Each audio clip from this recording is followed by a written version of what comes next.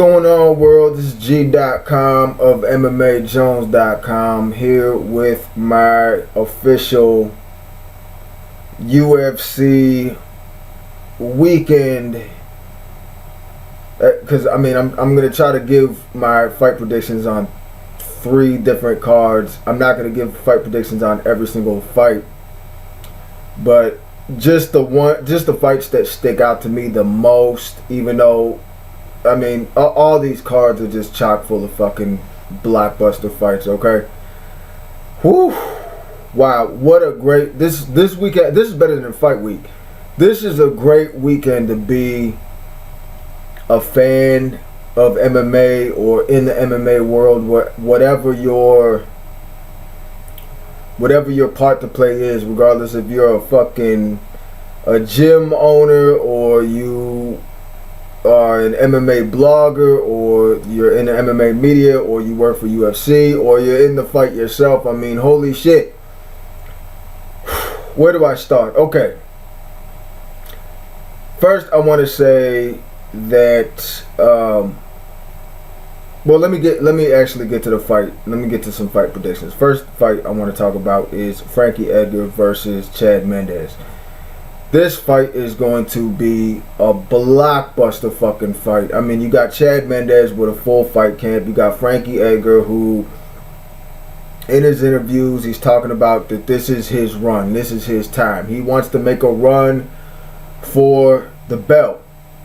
And whoever wins this fight is going to get their shot at that featherweight strap. Now, if you look at both fighters, both have somewhat similar skill sets, even though Frankie's got better lungs, but Chad has more power. They both can wrestle, they both can scramble, they both can work you in the clinch, they both have dirty boxing, they both have fluid hips, they both look alike, for God's sake. I mean, these are two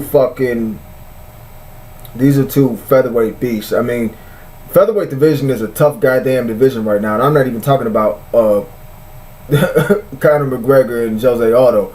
And in my opinion, Conor McGregor should not be in the featherweight division. I think he got talked into being in that division, or starting out there. But he needs to make that 155 move, regardless of what the fuck happens. But this fight between Frankie and Chad, holy shit, man! This is going to be. I want it to be I want it to be an all-out war, but I got a feeling somebody's gonna get finished, and I think that Frankie's gonna get it done. Personally, I think Frankie's gonna get it done. Not taking anything away from Chad Mendes. If it was anybody else, I would go with Chad, but I think Frankie is just more desperate to get back in the running. I think Frankie knows that with a decisive win over Chad, he gets a shot at whoever. I mean, obviously that's going to be the case. He's going to get a shot at that belt. And if Conor wins against Jose Aldo, which I'll be going in my fight prediction as far as that fight goes, Frankie gets in there with Conor, Frankie wins. Frankie gets in there with Jose. I have to see how Frankie looks against Chad, to be honest with you. And Jose is pretty fucking beastful. But if Frankie gets in there with Conor McGregor, he lays him out flat. He knows it. I think Conor knows it. But that fight is going to be fucking amazing. But I'm picking Frankie to get it done within 4. And I'm saying he's getting a finish. It's going to be a TKO in the 4th.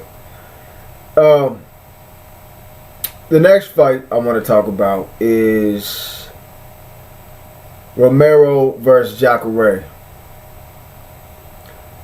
This could get fight of the night easily. And if you don't know that this can get fight of the night, that this could be a possible for fight of the night, then I don't know where the fuck you've been. These are two powerhouse middleweights that are right up there next in line to fight whoever the fuck wins the Rockhold Weidman fight. And one of those guys could take out Rockhold or Weidman, in my opinion. Jacare is a submission fucking monster. He will tangle you up and twist you into a fucking pretzel on the ground. Like, first of all, Jacare is a powerful motherfucker. He's got powerful legs. His movement is nice. Romero's a beast too, and he's got a lot of power, and he can knock you out even on like awkward angles and shit. But Romero he kind of looks, he doesn't look that refined on the feet. And what I mean is like his movement is kind of awkward, his spacing is kind of awkward, but overall he's a fucking monster that, you know, is right up there in line for, you know what I'm saying, right up there as far as top middleweights go. I mean, both of these guys are, but I'm picking Jacare to win within 2. I think he gets him on the ground and submits him. So that's my prediction on that. But that fight could win fight of the night. It could go the way of knockout. But I'm saying because of Jacare's resume and because of how he moves and how he fights close range, guys who want to strike with him and shit. Even though Romero also can take it to the ground too. You know what I'm saying? He's not too shabby there. But I personally think that it's going to be Jacare via submission in the second. On to the next fight that I want to discuss. Like I said, I'm not going to be able to get to all of them. Real quick, before I go into the Rocco Weidman fight. Gunnar Nelson versus Damian Maia. I think Gunnar Nelson gets the win via knockout. I think it's going to go to the second round. I think that Gunnar Nelson is going to feel him out. Gunnar Nelson is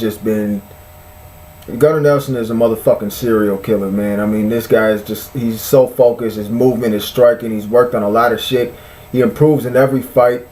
Damian Maia is right up there too, but I just don't see him getting it done against Gunnar Nelson. I just don't. Weidman Rocco.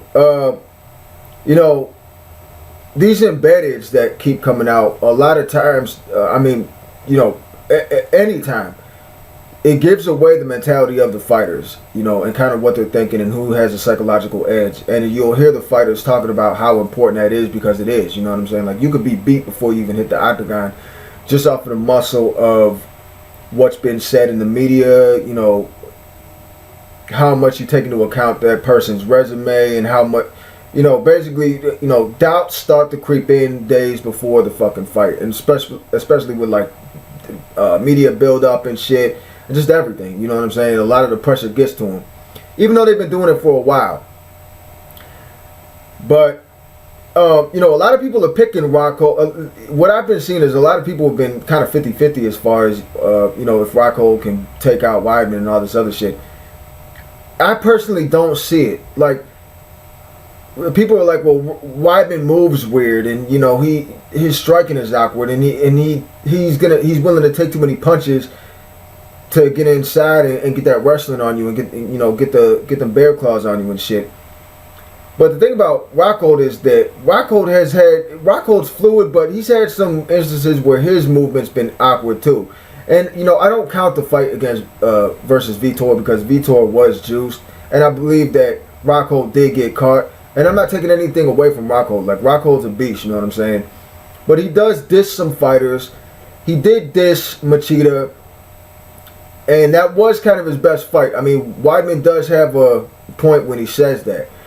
But I don't see Rocco beating Weidman. I just don't. Like, I think that Weidman is somewhat correct in saying that all the shit that Rocco says is that he's trying to build himself up into somebody that can beat Weidman mentally. He's trying to, like, boost his own mental or something. And if you're trying to overcompensate for lack of confidence going into the fight, it's over already. Like, you're gonna find some way to lose. You're gonna find some way to beat yourself. There's gonna be some opening that you don't jump on just because of, you know, some kind of doubt or something. But, you know, Weidman's a tough son of a bitch. Like, granted, he does take punches. He will eat a few to get inside, and they're gonna bust him open. But it doesn't seem like they phase him, and I don't really think they phase him. And Weidman has taken some motherfucking shots. He hasn't taken any he hasn't taken that, you know, that Tyson lick across the chin yet, but he's taken a few that are in the neighborhood of that lick that'll put you out. But he's taking some solid ones. So, but Weidman's a tough motherfucker. He's tough mentally. He's physically strong. they're saying he can't. He showed up at the hotel kind of light. I guess he's kind of lean. Maybe it's that vegetable diet he's on or some shit. I don't know. But he looks the part, man. And we'll see. I'm calling Weidman to finish it in the third by knockout. I think he knocks Rockhold out. I think Rockhold gets too reckless in. I think Rockhold gets in close. Things don't go his way, so he backs up and panics. Rocco's gonna try to keep it outside, but just out of ego or that overcompensation, he's gonna try to go inside and try to win. Some kind of clinch game, or try to test Weidman and take him down or some shit. And that's when things are gonna go bad for him, and he's realizing that he's not really taking Weidman out, and that's when Weidman's gonna capitalize and close the distance and knock his ass out. So there you have it with that one. On to the main event of the evening. Conor McGregor versus Jose Aldo. And I know I might take a lot of heat for this one, but that's okay. You know what I'm saying? I know a lot of... First of all, I want to say that, and I want to address the world of Conor fanboy land. Alright. Conor fanboys, I think we all kind of agree, have not been watching MMA that long, and case in point is they try to make more out of the fight against Chad Mendes than what it was. Look, Conor McGregor was getting his ass beat on the ground. Okay, he found a way to get up. He scrambled back on the feet, he did what he had to do. But the moral of the story is that Conor McGregor did look bad a lot of that fight. And regardless if you want to acknowledge it or not, it's getting dark in here. Regardless if you want to acknowledge it or not, he got busted up. And that's a Chad Mendes without a full fight camp. And I'm not making excuses for him. Like, Chad Mendes took that. First of all, he took that fight because he was taking that half mil.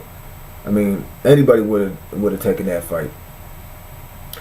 But his lungs just got way too heavy, way too early, and people are making more of that fight out than what it was. A full training camp, Chad Mendes beats Conor McGregor. No questions asked. Jose Aldo, I believe, I want to address the other side too. Jose Aldo, I believe, is nearing the end of his career, and he does want a way out. Chael Sonnen got on Submission Radio a couple days ago saying that both of these guys are 100% sure they're going to lose. Aldo's sure he's going to lose, and Conor McGregor's he's sure he's going to lose. That's a entertaining soundbite, and there's somewhat of a degree of truth to that, in that Aldo wants to cement his legacy, but as I mentioned in a previous video, he was talking about how it's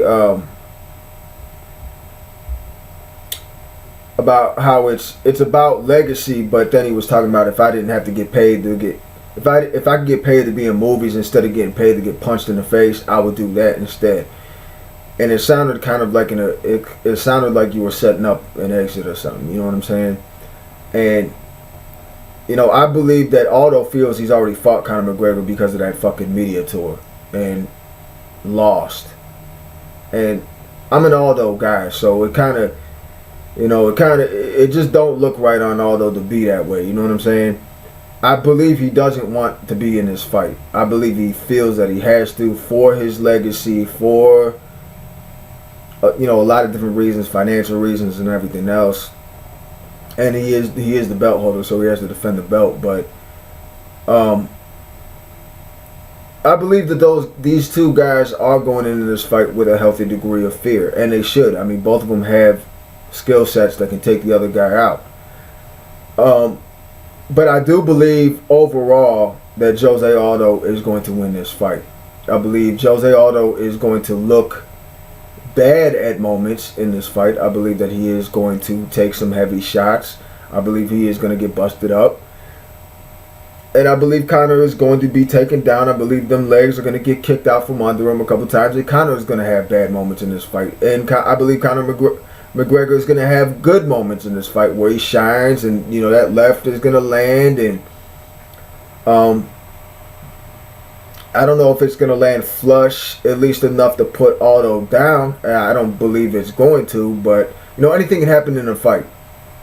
But I don't believe Conor McGregor can get it done against Jose Aldo. Jose Aldo he has those moments in his fight where it seems like he's taking a vacation in the octagon, but then he realizes, okay, let me go ahead and wrap this shit up. Let me go ahead and get this over with so I can, secure this dub. And that's what I believe is going to happen. I believe they're saying, Jose's camp is saying, he's going to want to knock him out early and shit. He's not going to knock Conor McGregor out early. I don't believe he's going to even knock him out. I believe he's going to get him on the ground and pound out a submission. Get him in some awkward angle and get one of them long limbs, probably an arm, and submit him probably somewhere in the third. So that's my official fight prediction. As far as the side shit, I've been watching these embeddeds. And, a lot of people have been addressing this Conor McGregor fucking Spider-Man wall crawl shit.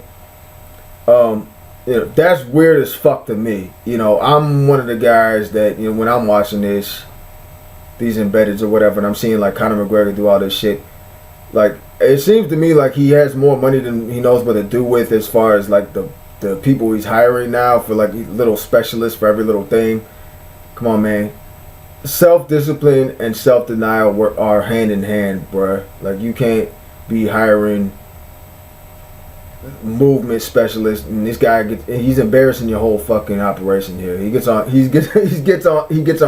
these MMA radio shows talking about, I love the arts and I love all kind of like goofy shit. You know what I'm saying? This dude's a fucking I forget his name, Idol Portal or something. Like, people were saying he looks like the fucking yoga teacher from Grand Theft Auto. Like, come on, son. Get the hell out of here, man. Although, you're spending way too much time with this motherfucker before the fight. You need to be doing, like, actual sparring and not, playing balance beams with Gunnar Nelson and, these phone punching apps. Like, I'm not going to tell you how to do your job, dog, but I'm saying, like, what it looks like to the fans and what it looks like to the, UFC consumers. It looks like you're not taking this shit serious, pimp. And the guys you're hanging out with and shit, like, it seems too smoke and joke for me. But anyways, that's how I'm calling the fights. I believe that, even Paige Van Zandt, I'm not going to be really talking about that fight, you know what I'm saying? Because I don't believe that I kind of think she's overrated. She's cute, but she's overrated. But, we're going to see a whole lot of great fights. Uriah Faber's fighting. A couple other standouts are fighting. So, we'll see what happens. But overall, I believe that history will be made this weekend with all three of these events. And it's going to set up for what the first quarter of 2016 is going to look like. So with that said, thanks for listening. Thanks for watching. It'll be more to come. MMAJones.com.